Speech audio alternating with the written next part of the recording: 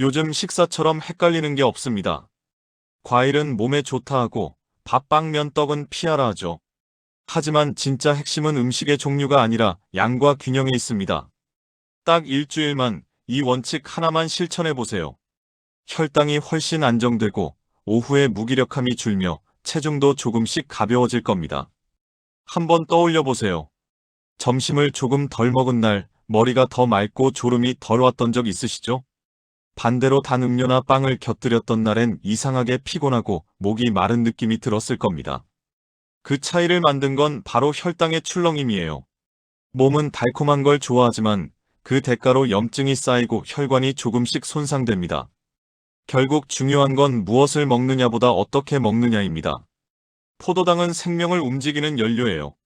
없으면 뇌가 버티질 못하지만 넘치면 혈관이 상합니다. 균형만 잡히면 밥도 과일도 다 좋은 에너지입니다. 하지만 그 균형이 깨지는 순간 음식이 약이 아니라 짐이 되죠. 오늘은 그 균형점을 어떻게 찾을 수 있는지 실제 식사 예시와 함께 살펴보겠습니다. 특히 당뇨나 고혈압 초기라면 오늘 내용이 앞으로의 건강 방향을 바꾸는 계기가 될 겁니다. 이 영상은 광고도 특정 식단 홍보도 아닙니다. 내과 의사로서 수많은 환자를 진료하며 정리한 실제 경험을 담았습니다. 끝까지 보신다면 하루 세 끼만으로도 몸이 달라지는 이유를 분명히 느끼실 수 있을 겁니다. 구독, 좋아요, 알림 설정 해주세요. 그럼 시작하겠습니다. 달달한 음료 한 잔이 혈관에 어떤 변화를 일으키는지 눈으로 직접 보여드리겠습니다. 건강은 하루아침에 무너지지 않지만 바로 오늘부터 다시 세울 수 있습니다. 포도당이 몸의 연료라면 과당은 저장 연료라고 할 수 있습니다. 문제는 지금 우리 몸이 이미 창고가 가득 찬 상태라는 거예요. 식사 후 달콤한 음료나 과일을 곁들이면 포도당은 바로 쓰이지만 과당은 대부분 지방으로 바뀌어 저장됩니다. 예전 같으면 그게 생존 전략이었죠. 먹을 게 부족했던 시절엔 조금이라도 저장해야 살 수 있었으니까요. 하지만 지금은 상황이 정반대입니다. 창고는 이미 넘치고 더 쌓이는 지방이 혈관과 간을 압박하는 짐이 되어버렸습니다. 실제 환자 한 분은 식단을 크게 바꾸지 않았는데도 아침마다 피로가 심하다고 하셨습니다. 조용히 식습관을 살펴보니 식후마다 오렌지 주스 한 컵을 꼭 챙기고 계셨죠. 당분은 많고 섬유질은 거의 없는 그 한 잔이 하루 전체의 혈당 균형을 무너뜨리고 있었습니다. 음료를 끊고 생수로 바꾸자 일주일 만에 피로감이 확연히 줄었어요.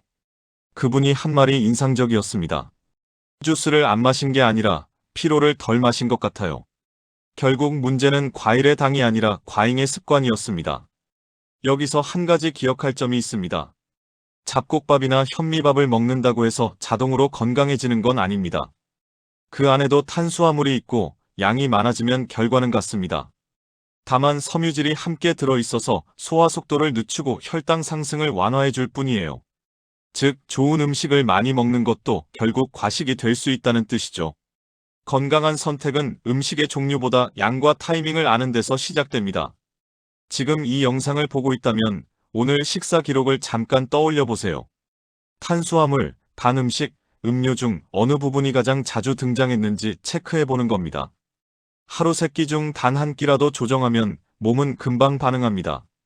체중이 아니라 혈당의 폭이 먼저 줄어드는 걸 느낄 수 있을 거예요. 그리고 그 변화는 의외로 빠릅니다. 단 음식 한 번 덜 먹은 하루가 다음날의 컨디션을 다르게 만듭니다. 실제로 어떤 음식을 먼저 줄여야 하는지, 그리고 식사 순서만 바꿔도 혈당이 안정되는 이유를 함께 살펴보겠습니다. 작은 조정 하나가 혈관의 나이를 바꿀 수 있습니다. 지금부터 그 방법을 구체적으로 보여드리겠습니다. 식사에서 가장 먼저 조정해야 하는 건 무엇을 먹느냐보다 어떤 순서로 먹느냐입니다. 같은 음식이라도 먹는 순서에 따라 혈당 반응이 달라지기 때문이죠. 탄수화물부터 시작하면 혈당이 급하게 오르지만 먼저 채소나 단백질을 먹으면 상승 곡선이 훨씬 완만해집니다. 즉, 포도당이 천천히 흘러들어오게 되면 인슐린의 과도한 분비를 막을 수 있습니다. 간단한 예를 들어볼까요? 같은 점심이라도 샐러드를 먼저 먹고 밥을 먹는 날과 반대로 밥부터 먹는 날을 비교해보면 차이가 분명합니다. 식사 후 졸음, 피곤함, 그날 오후의 집중력까지 다릅니다. 이건 심리적인 착각이 아니라 실제 혈당 곡선이 다르게 움직이기 때문이에요. 혈당이 천천히 오르고 천천히 내려오면 뇌는 포만감을 오래 느끼고 불필요한 간식 신호를 덜 보냅니다. 이 단순한 순서 조정만으로도 하루 총 섭취 칼로리의 10에서 15%를 줄일 수 있습니다. 또 하나 중요한 포인트는 식사 속도입니다. 빨리 먹는 습관은 단순히 식사, 예절의 문제가 아닙니다. 음식이 입에서 위로 넘어간 뒤 포만감 신호가 뇌에 도달하기까지 약 15분 정도의 지연이 존재합니다. 그 15분 사이에 급히 먹은 음식은 이미 과식으로 이어져 있죠. 그래서 천천히 씹고 한 입마다 잠시 쉬는 것만으로도 자연스럽게 식사량을 줄일 수 있습니다. 이건 어떤 다이어트보다 부작용이 없고 오래가는 방법입니다. 식사 속도를 조절하는 가장 쉬운 방법은 물 한 모금입니다. 한 입 먹고 한 모금, 이 리듬을 유지하면 포만감이 더 빨리 찾아옵니다. 또 미지근한 물을 함께 마시면 위장 운동이 완만해져 혈당 상승도 더 완만해집니다. 커피나 탄산수로 대체하면 카페인이나 당분 때문에 효과가 떨어지니 물 자체로 섭취하는 게 가장 좋습니다. 2단계까지 실천했다면 몸은 이미 변화를 감지합니다. 식사 후 늘 오르던 혈당이 일정하게 유지되고 오후 피로가 줄기 시작하죠. 심지어 단 음식을 찾는 욕구도 눈에 띄게 줄어듭니다. 이는 단순한 의지의 문제가 아니라 혈당이 안정되면 뇌의 보상 체계가 차분해지기 때문입니다. 잠깐 정리해 볼까요? 첫째, 식사 순서를 바꾼다. 둘째, 식사 속도를 늦춘다. 셋째, 물로 포만감 신호를 돕는다. 이 세 가지는 약이 필요 없는 가장 기본적인 혈당 조절법입니다. 이것만 실천해도 공복 혈당이 10에서 20포인트 내려가는 경우가 많습니다. 이 원리를 실제 식단에 적용해 아침, 점심, 저녁 각각 어떤 구성으로 먹으면 혈당이 가장 안정되는지 구체적으로 살펴보겠습니다. 한 끼 식사 순서가 내 혈관의 하루를 바꿀 수 있습니다. 지금까지의 내용이 도움이 되셨다면 실제 식단 구성표를 함께 보시죠. 아침 식사는 하루의 혈당 리듬을 결정합니다. 공복 상태에서 첫 음식이 무엇이냐에 따라 그날의 인슐린 반응이 달라지죠. 따뜻한 물 한 컵으로 위를 깨우고 첫 입은 단 음식이 아닌 단백질이나 섬유질이 많은 음식으로 시작하는 게 좋습니다. 예를 들어 달걀, 두부, 견과류, 혹은 소량의 요거트에 채소를 곁들이는 식이죠. 이렇게 시작하면 혈당이 급격히 오르는 것을 막고 뇌가 안정적인 에너지를 공급받습니다. 반대로 아침부터 빵이나 떡, 달콤한 시리얼로 시작하면 하루 전체가 흔들리기 쉽습니다. 처음부터 인슐린이 과도하게 분비되면 오전 내내 허기와 피로가 따라오고 결국 점심이나 간식에서 과식으로 이어지죠. 이건 의지의 문제가 아니라 호르몬의 리듬이 어긋난 결과입니다. 그래서 아침은 가볍게보다는 천천히 균형 있게 먹는 게 더 중요합니다. 점심은 실수하기 쉬운 식사입니다. 바쁜 일정 속에 급하게 먹게 되니까요. 식당에서 나오는 기본 반찬들 중 단맛이 강한 조림류나 튀김류를 피하고 채소 반찬과 단백질을 먼저 집어보세요. 탄수화물은 한두 숟갈 덜어내는 것만으로도 충분히 변화가 생깁니다. 이 한 숟갈이 하루 총 혈당의 5% 이상을 줄여줍니다. 또 점심 후 10분 정도 가볍게 걸으면 포도당이 근육으로 옮겨가며 혈당을 빠르게 안정시킵니다. 운동이라기보단 식사 마무리의 일환으로 생각하면 부담이 덜하죠. 저녁은 포상 식사로 착각하기 쉬운 시간입니다. 하루의 피로를 음식으로 보상하는 순간 당과 지방의 저장 창고가 가장 활발히 움직입니다. 특히 밤 9시 이후의 간식은 거의 전부 지방으로 바뀝니다.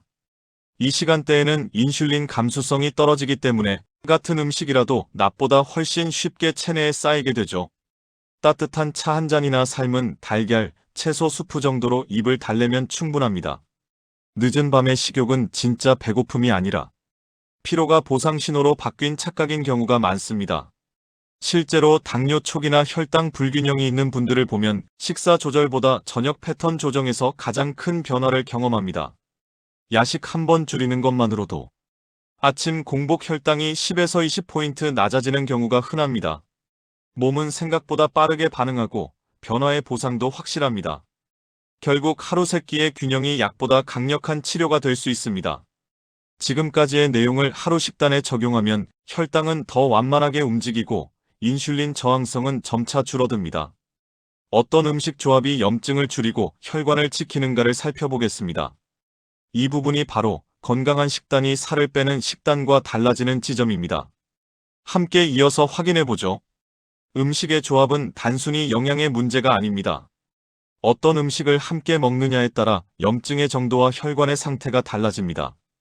예를 들어 흰쌀밥에 튀김이나 달콤한 소스를 곁들이면 혈당이 급하게 오르고 그 순간 몸속에서는 염증 반응이 일어납니다. 반대로 같은 밥이라도 채소와 단백질이 함께 있으면 포도당의 흡수가 늦어지고 혈당의 상승폭이 줄어듭니다. 한 끼의 조합이 하루의 혈관을 지킬 수도 상하게 만들 수도 있는 셈이죠. 탄수화물은 포기할 수 없는 에너지지만 단백질과 지방이 함께 있을 때 가장 안전하게 쓰입니다. 단백질은 소화를 늦추고 불포화 지방은 인슐린 분비를 안정시켜줍니다. 즉, 탄수화물과 함께 브레이크 역할을 하는 음식이 필요하다는 뜻입니다. 단순히 밥을 줄이기보다 밥 옆에 단백질 반찬과 채소를 늘리는 게 훨씬 효과적입니다. 이건 식사량을 억지로 줄이지 않아도 자연스럽게 혈당을 안정시키는 방법이기도 합니다. 예를 들어 흰쌀밥 반 공기에 달걀 프라이, 두부조림, 나물 한두 가지를 곁들이면 같은 칼로리라도 인슐린 반응이 완전히 달라집니다.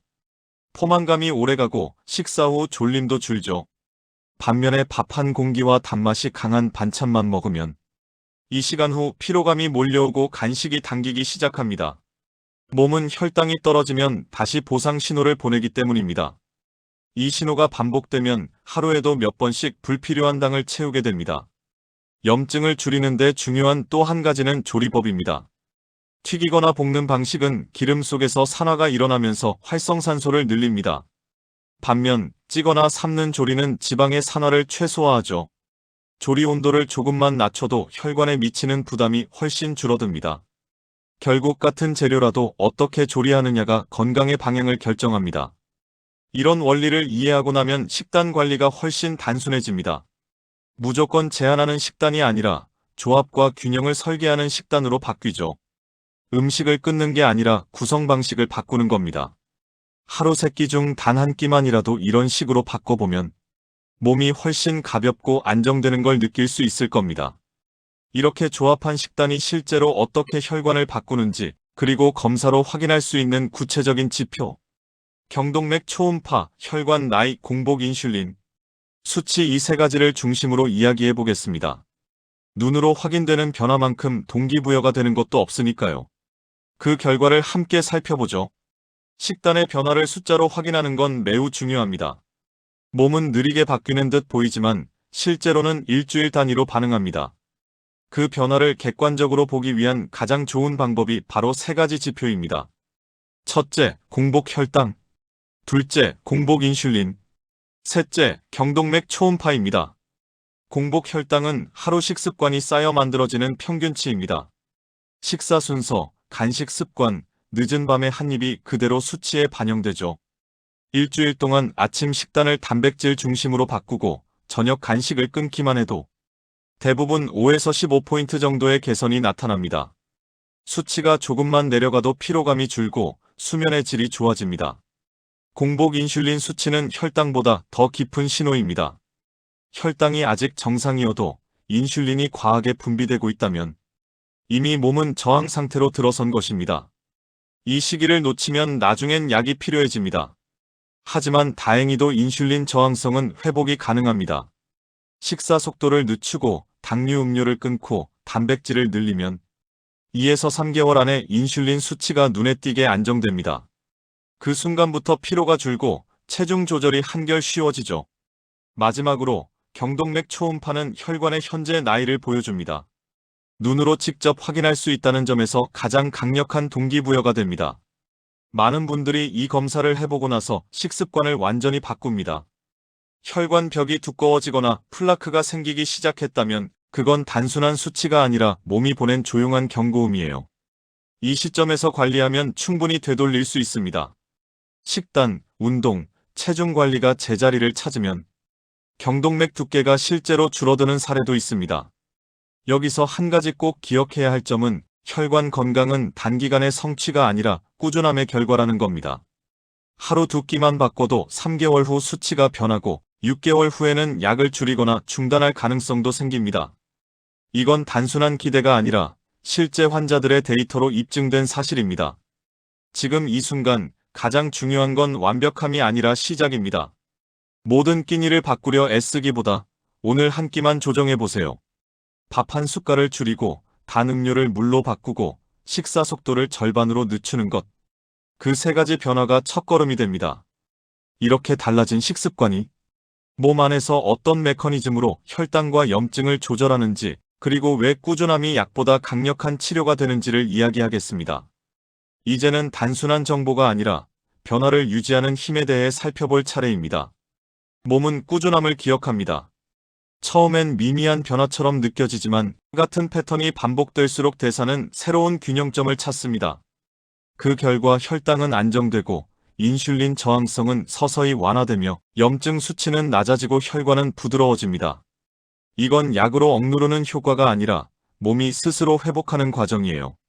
혈당 조절의 핵심은 속도와 반복입니다. 급격한 오르내림을 막고 일정한 리듬을 유지하는 것. 그게 결국 노화를 늦추고 합병증을 막는 길입니다. 식사량을 줄이는 건 일시적이지만 식사 속도를 바꾸고 순서를 바꾸는 건 오래갑니다. 작은 습관이 쌓이면 약을 줄일 수도 있고 심지어 끊을 수도 있습니다. 의학적 치료는 그 변화를 돕는 도구일 뿐, 주인공은 언제나 생활 습관입니다. 이 여정을 꾸준히 이어가는 분들은 대부분 한 가지 공통점을 가집니다. 수치가 좋아졌다는 사실보다 몸이 가벼워지고 마음이 안정됐다는 이야기를 먼저 하죠. 그건 단순히 숫자의 변화가 아니라 몸과 뇌가 다시 연결된 신호입니다. 에너지가 일정하게 유지되고 불필요한 피로와 식욕이 사라지면서 일상 전체가 훨씬 단순해집니다. 이것이 바로 균형 잡힌 혈당이 주는 진짜 보상입니다. 혹시 지금 당뇨 전 단계나 혈당 불균형 진단을 받았다면 이건 경고가 아니라 기회입니다. 아직 되돌릴 시간이 남았다는 뜻이니까요. 오늘부터 단 음료 한 잔을 줄이고 식사 순서를 바꾸고 늦은 밤에 한 입을 물로 대신해 보세요. 몸은 금세 반응합니다. 아침 공복 혈당이 조금만 내려가도 그건 이미 회복의 신호입니다. 이번 영상이 그 첫걸음이 되길 바랍니다. 지금까지 포기했던 건강관리가 의지가 아니라 이해로 시작될 수 있다면 그건 성공입니다. 끝까지 함께 해주셔서 감사합니다. 오늘부터 단 한 끼라도 조금 다르게 먹는 시도를 해보세요. 몸은 그 변화를 바로 알아차립니다. 그리고 그 인식이 건강한 하루의 시작이 됩니다.